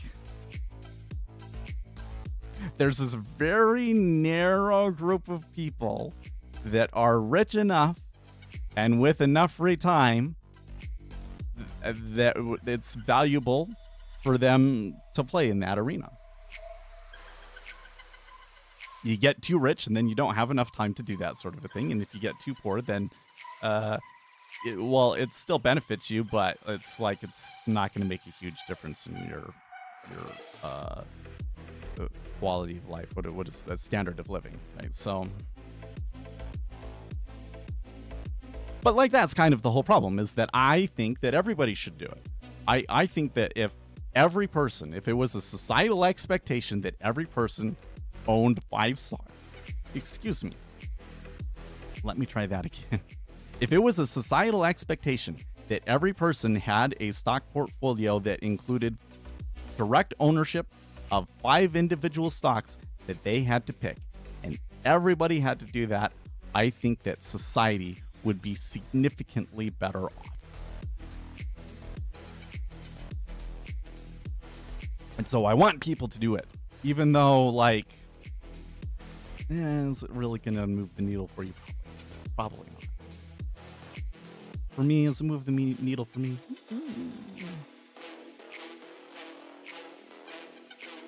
Maybe. I think for me, the big problem is, because I have kids, paying for school. Dear government, stop giving the schools so much effing money. It's too expensive, man. You print all of the money, then the costs of all of those things go up. And then those of us that don't want to take on debt to go to school are screwed. It sucks. So I have to basically put as much money into tax protected accounts as I can so that I can spend that money on school. So the stuff that I can put in outside of that, I don't know if it really moves the needle for me. Because after the taxes and everything, you might as well, you know. I don't know. I don't know. I don't know if it actually moves the needle for me or not. I don't really care. I just want to do it. Right. I just think it is a funny acronym. It really is. I can't think of an acronym for people that has as much of an impact, you know? When I'm in a casual conversation and I say dink, you know, because it's not like, I wouldn't call dink in and of itself like a slur, you know, like it's not derogatory in and of itself, but I can definitely use it in a derogatory manner, you know, and it's very satisfying when you do. Like my whole portfolio's daily P&L just reversed hard, really? To the downside? Jazz. You talking about that whole thing in Seattle? Oh, okay, to the upside maybe. I mean, the S&P 500 did turn up here, so. And the bonds have pulled back a little bit, so. The biggest winner today, by the way, oil up 3%. With most assets up and the treasuries down. Makes you wonder what happened. This is probably just that bar at 8 o'clock. Oh, NAR pending home sales index. Well, I did have the news squawk going. I didn't hear that. Wasn't paying attention. Let's read that number. U.S. pending home sales change month over month negative spot 5 versus a expected spot 2. And pending home sales index at 70 spot 2. Well, those aren't the best numbers for housing. Do you think day trading is like picking up pennies in front of a steam train? A lot of what retail traders do is kind of like picking up pennies instead in front of a steam train. Like particularly, you're taking really small winners. Like you have super tiny winners, really large stop.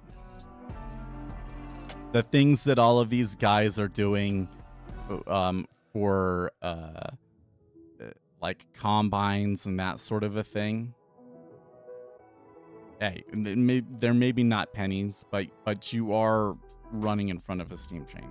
Like you're doing something that has a very, very high probability of blowing up in your face at some point.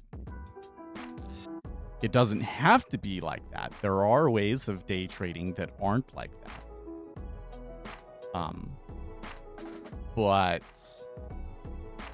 you know, the reliability of the industry, you know, of the income and everything has, I think, in general, gone down for retail day traders. Not a steam train, a rocket powered one. I just the thing that is just such a thorn in my side, like anytime that it comes up on the internet, because people just don't get it. And you'd think that, oh, well, you're teaching people that information should be out there. Retail day traders should understand that information. But the problem is that it's always a new group of people. So you have to teach this to a new group of people. And the whole thing is that people are set up to, one, ignore this fact, and two, not understand it, because it's contrary to the way that the brain thinks. The brain is really good at understanding a normal distribution. It's really good at saying, okay, most things look like this. Like male height. Oh, most people are 5'9". If I want a tall guy, he's gonna be higher than 5'9". If I really want a nice tall guy that's, still attainable, they need to be over 6 foot. But there's not going to be very many of those. But like once you see the distribution, you understand what the reality is. People are not good at understanding fat tail distributions. When it looks like this, you look at it from the perspective of averages still. You say, most things look like this. I'm going to go and do this thing that's going to make me money most of the time. And what you don't realize is that this one little data point over here, it only happens once, but it is worth more than this entire area combined. People don't understand that. Trying to explain to them, hey, you're not going to see that data point for 2 years. So basically, everything that you think you know about trading that you've learned in the past 2 years is potentially useless, because you have no way of being able to avoid that fat tail. They don't get it. They don't want to understand. But that's what happens. That's why it's like it's running in front of the steam train, is you're taking all of these little tiny wins and eventually you're going to get this and you just don't know it yet. I think it's time to restart my pen.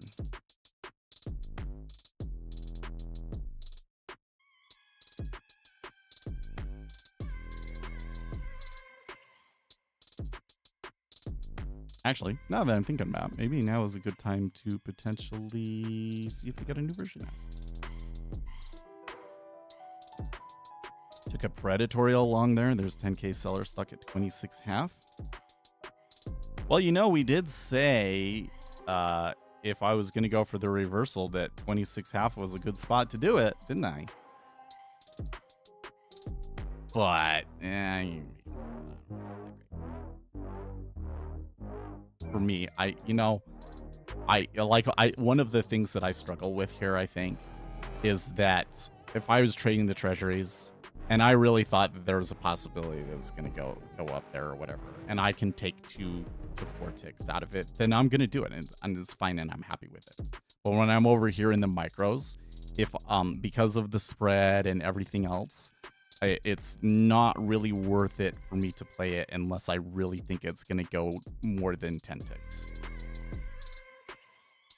What's the cost basis? The cost basis is still way up there. Cost basis is all the way up at 31.5. So to get to the cost basis, I think that you would have to have something a lot bigger going on. Like, I don't think that they would just, rebalance to go back there. Especially since it was so flat for so long, right? We are kind of getting a little bit of a counterflow here, though. So maybe the theory that there is going to be some buying that has to happen for the 7-year auction is maybe is actually playing out. Because that was kind of the one thing that I identified as a potential flow for us to work off of.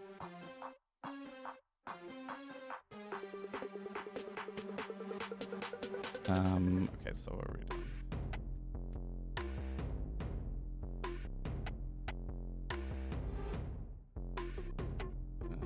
312, 148.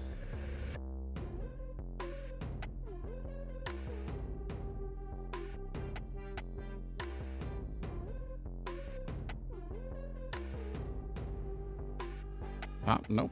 No new version yet.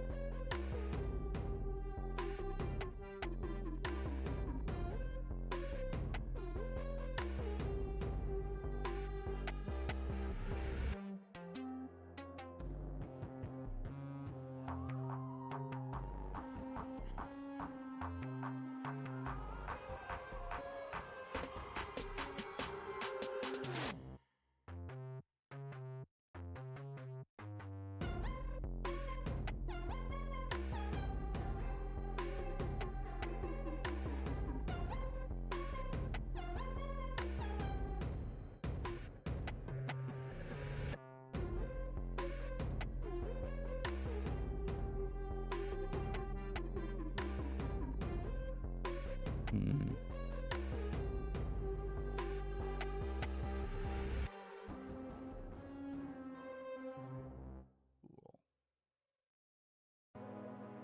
What do you think of Martin Circarelli? I think is what you meant, right? You didn't spell it right, but I think he's an asshole. You could probably learn a thing or two about him, but I think in general that he's an entitled asshole. Which is to say, if it came up, hey Seth, come and work with me, I would be like, I don't trust him. That's somebody that won't think twice about screwing you over. Can't trust him.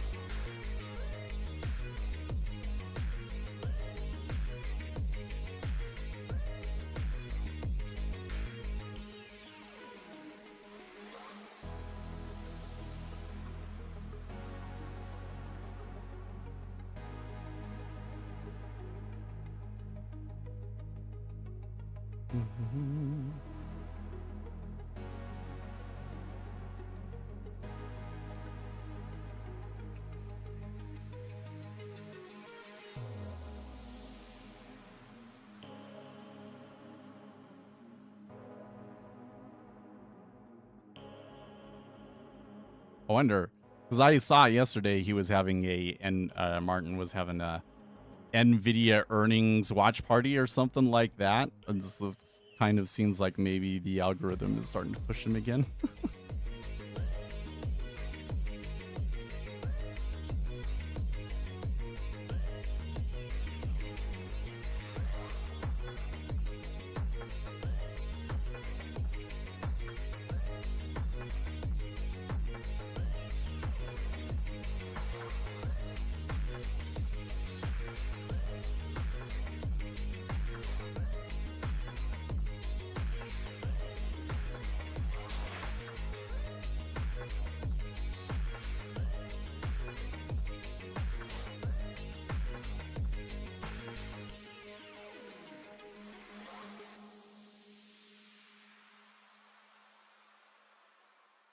Why are so many stocks at all-time highs?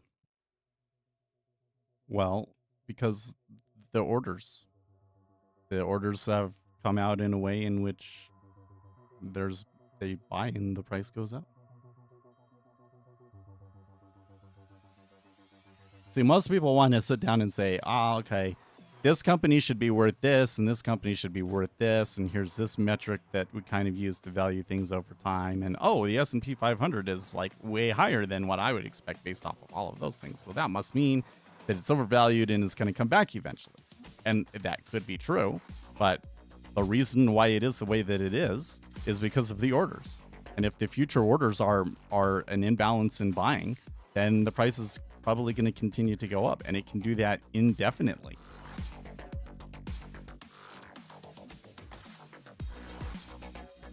the majority of business revenues is state related. When we're trying to figure out, like, is the market going to go up or down within a certain time frame? We only care about the orders. What information do we have that predicts the orders? And that's it. If you can come in and say this valuation predicts that we will have this many orders sell or whatever, then great. But I've never seen anything like that.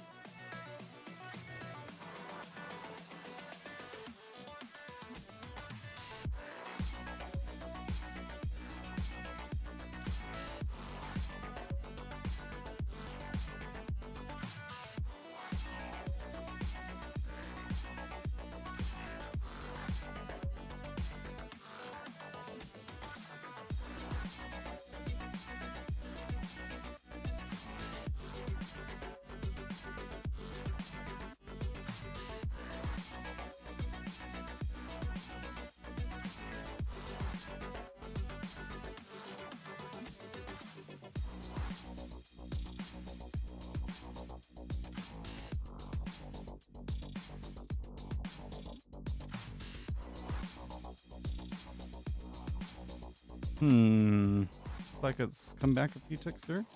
Back into the hole.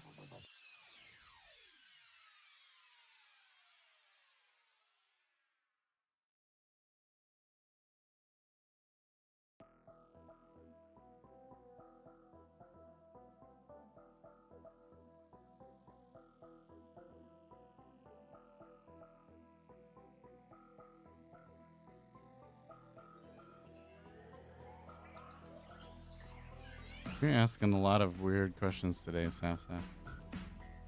It reminds me of Salim. It's actually, weren't we think that Saf was Salim? I don't know. Anyway, we think the growth of the left in America has started due to individuals being indoctrinated at a young age through schools. Well, I definitely do believe it is a thing that individuals are being indoctrinated at a young age through schools. Kids have always tended to be a little bit more liberal and a little bit more socialist, shall we say, but the school wasn't necessarily like actively reinforcing and promoting that on them, and so they grow out of it.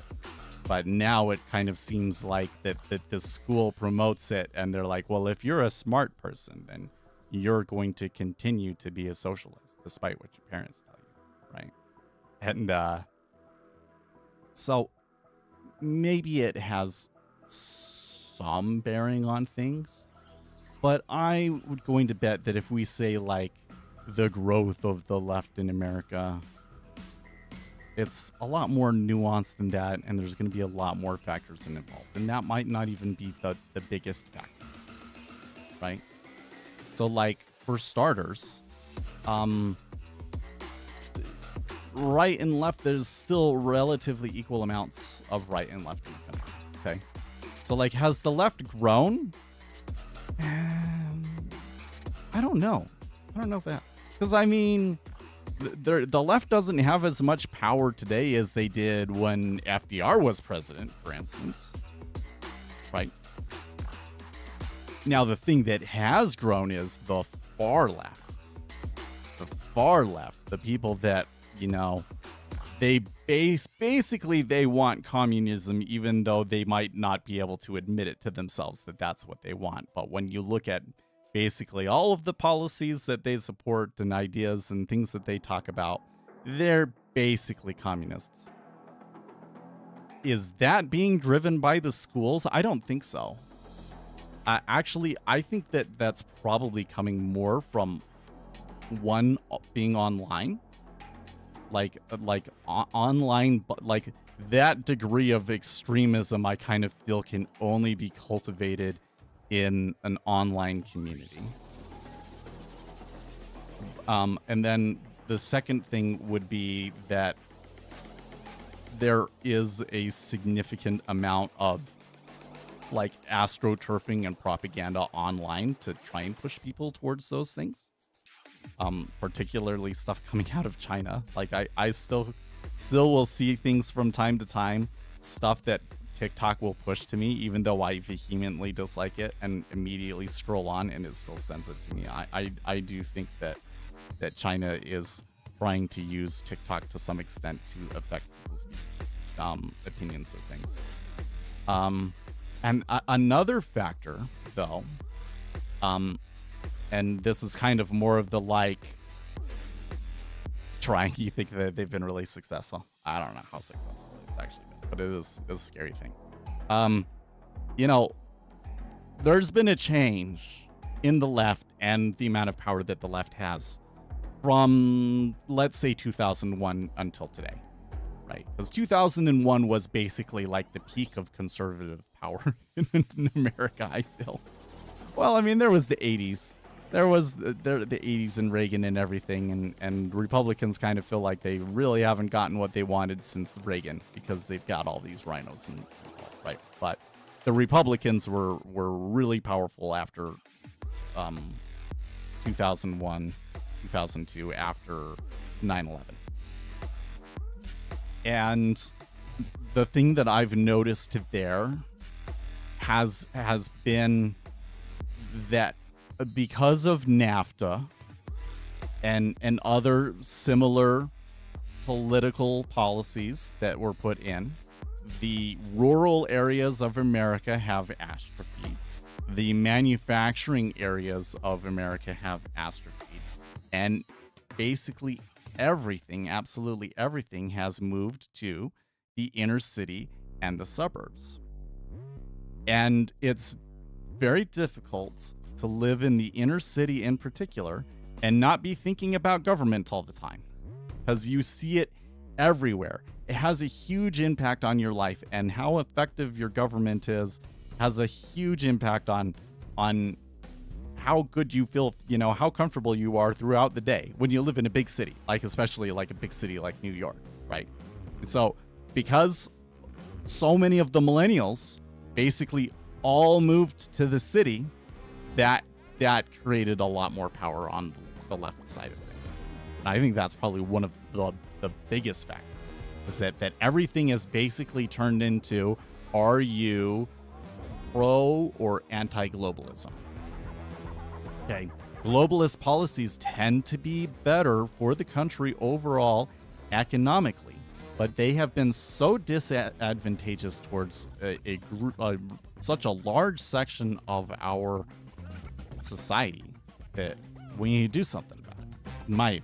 That's my okay, but that has become the biggest driving political force over the past 10 years, is that dynamic.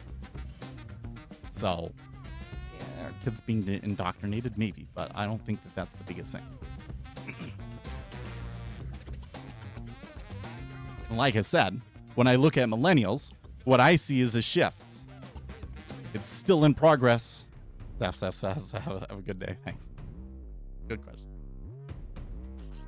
I don't think that they're completely done in their political journey, and like their political beliefs and what millennials will actually do when they hold the majority of the positions in governments is not entirely clear yet. So people continue to develop after high school, basically.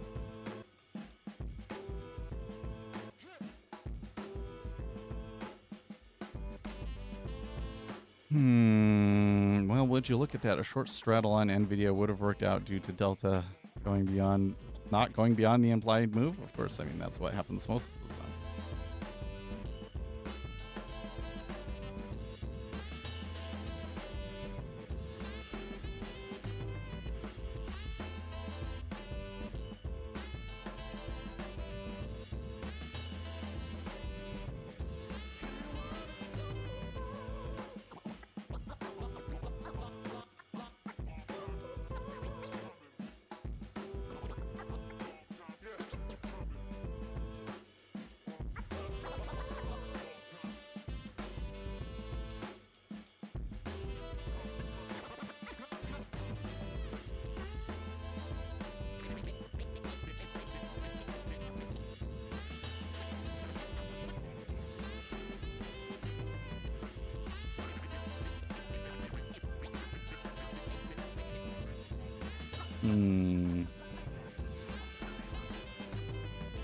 Seeing some icebergs and stuff in here. So that is kind of activity that I think is indicative of an auction going on today. It's kind of not where I would have expected to see that sort of trade, though.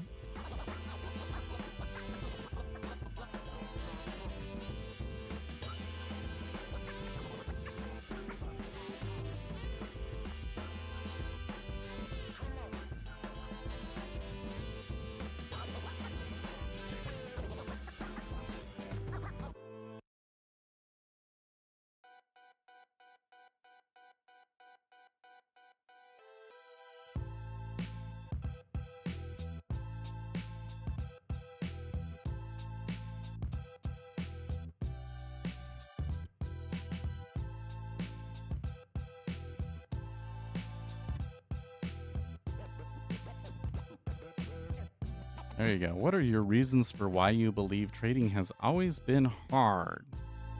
Trading has always been a difficult endeavor since trading existed, even with the new resources and ease of public access that has come over the years. Why do you believe this is still the case? Because markets are inelastic. I want to go and write a whole novel here. Should I write the novel and go quiet the rest of the stream, or should I wait until after the stream to do it? Well, I'm going to start writing it. You guys, if you have good comments, we'll still do it. Let's see. Trading is hard because financial markets are inelastic. So, say you come into the market and you trade 100,000 contracts. And it moves the market up so much. You'd think, if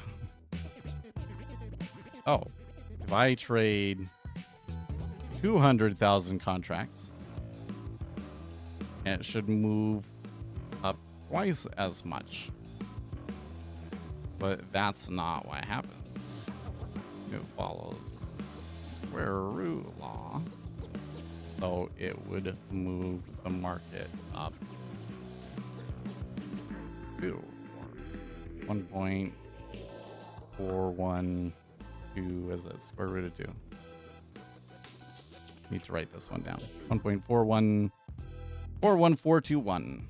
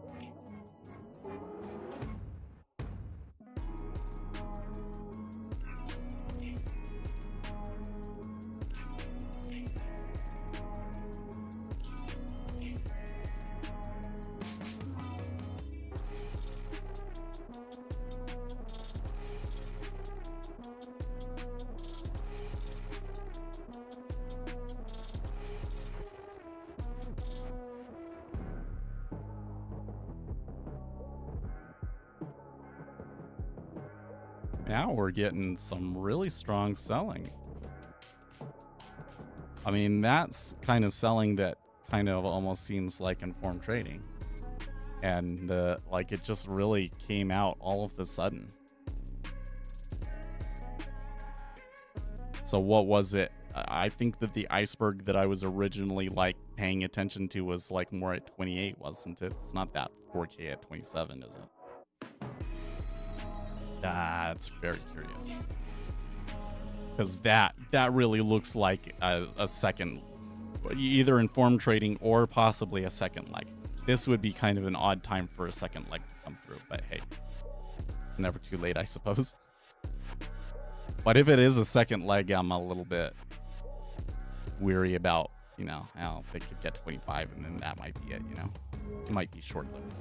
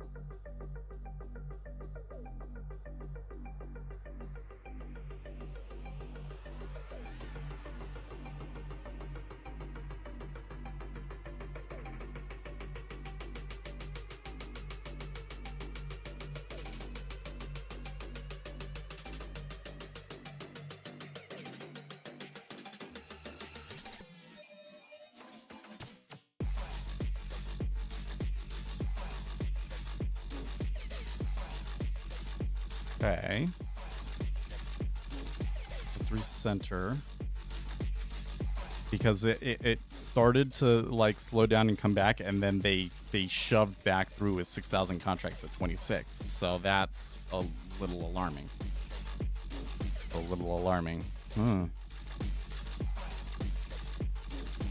I'm not really seeing any correlate. Well, the gold is not following us. The Japanese yen is maybe.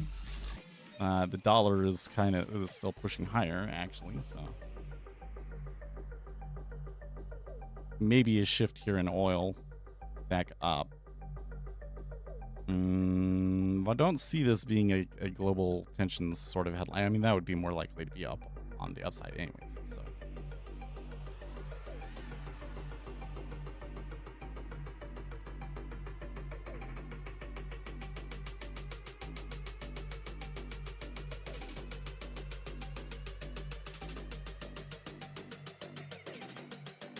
I'm gonna rephrase this. I'm writing here, and I've decided I'm gonna shift back over.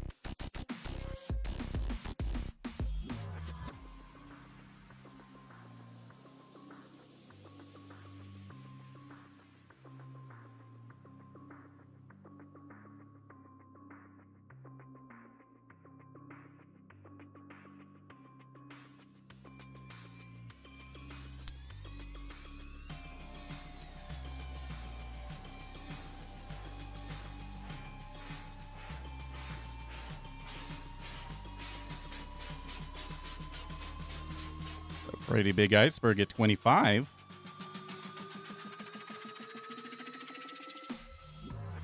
I don't know. So the iceberg at 27 is pretty good, and at 25, that's a larger one, and we haven't seen that in a while, though they're pretty common during regular non-summer times. Those are some things that I would expect to see on an auction day. Big icebergs, but oh man, and then they take 24.5 and 24. Yeah, this is like an extremely powerful order flow that's coming through here. Almost 15,000 contracts just net delta in just the last 2 minutes. And they're just careening through there. There's something really, really wild going on here that I don't think I can explain with just, it's an auction day and all of that.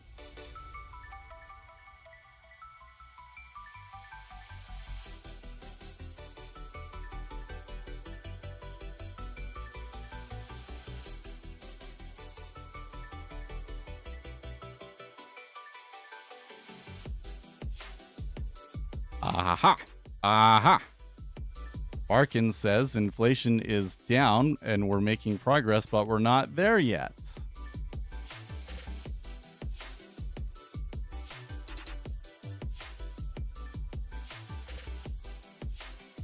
So that was probably the flow. Now that we know, now that the move has already happened and we know what's going on, that's probably the end of it.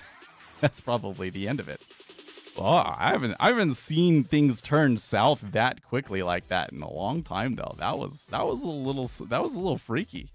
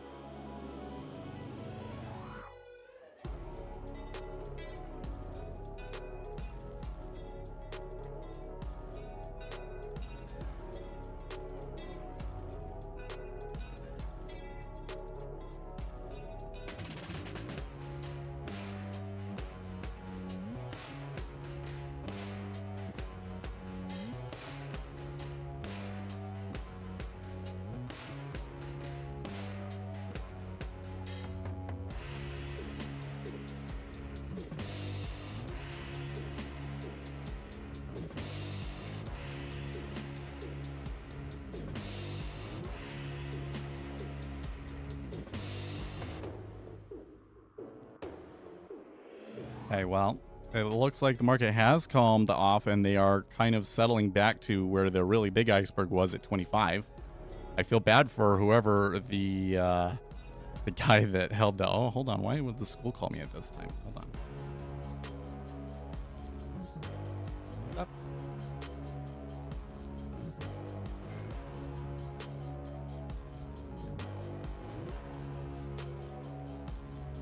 Just the answering machine.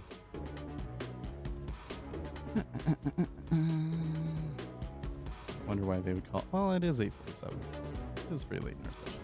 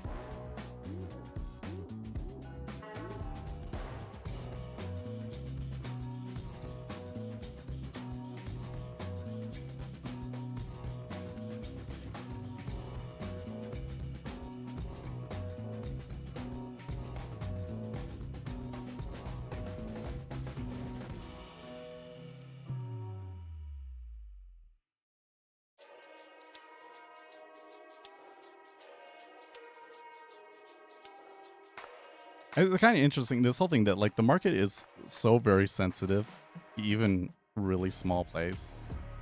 It is just, you know, how do you approach a problem like that? It's a big one, you know?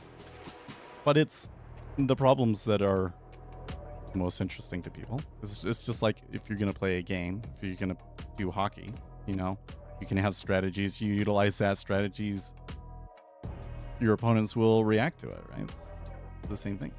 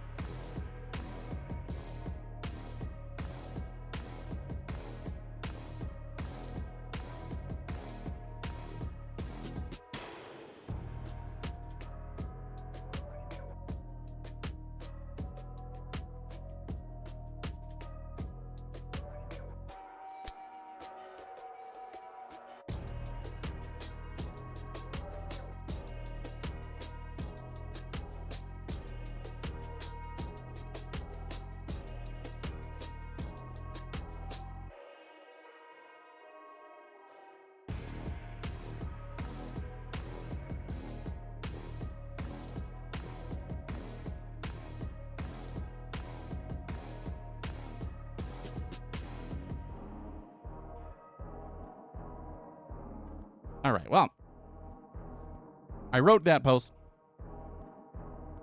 Trading is hard because all orders matter.